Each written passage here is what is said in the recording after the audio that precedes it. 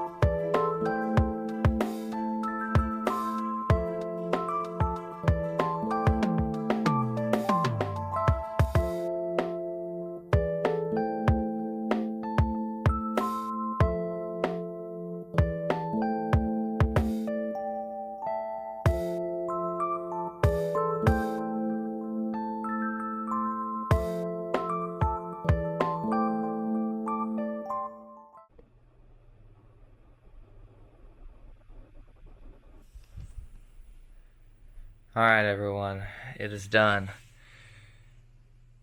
The Razor Crest is finally finished. Some new figures. We got the Ugnaught Quill and the Brick built Blurg, which is pretty cool.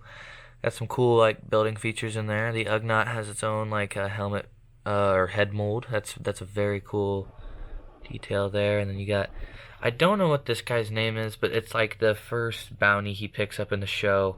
It's like the blue guy. He's like, I could bring you in warm or I can bring you in cold. And then obviously got the Jinjarin, the Mando, and the Grogu. And then the plaque tells you all about the set. But speaking of the set, let's get in to the set.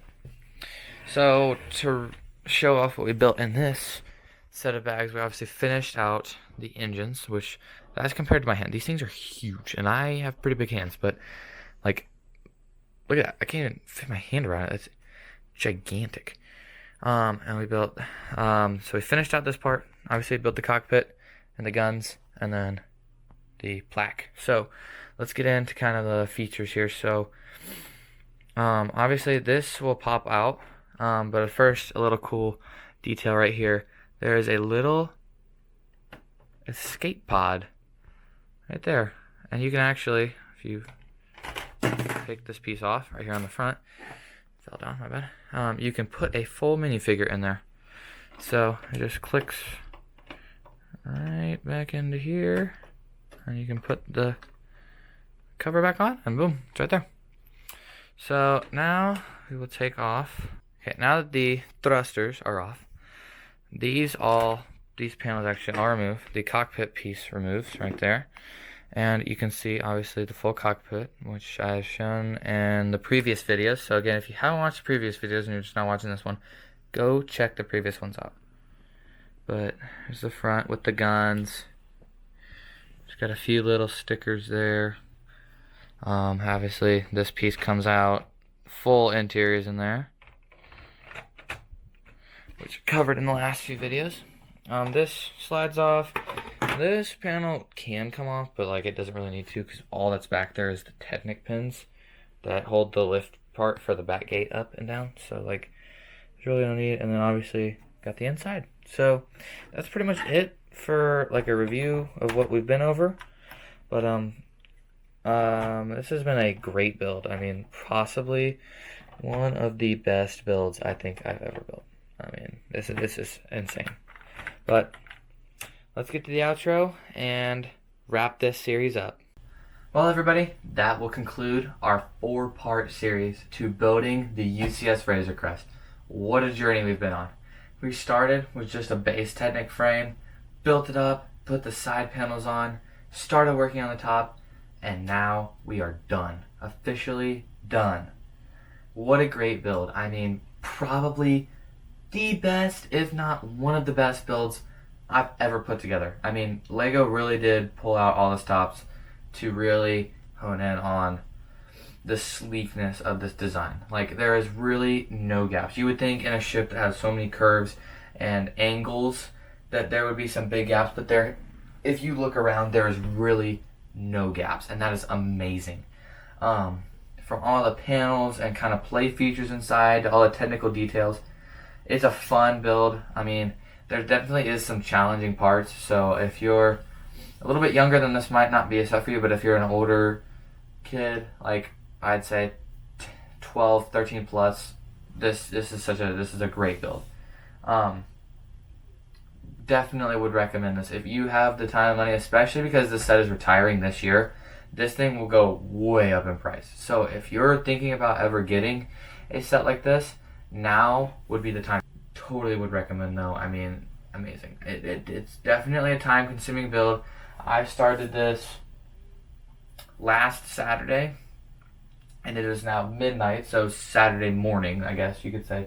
It just ended a Friday. So I'm 6 minutes into midnight, and so this was almost pretty much a week that took. And I have to take into account that I did have school and some other things going on, but I mean, it is a time-consuming build, but it's totally worth the time. This is such an amazing build. But that's going to wrap it up for today's video. Thank you guys for watching, and I hope you loved the series. Let me know if you want to see anything, see this build and anything.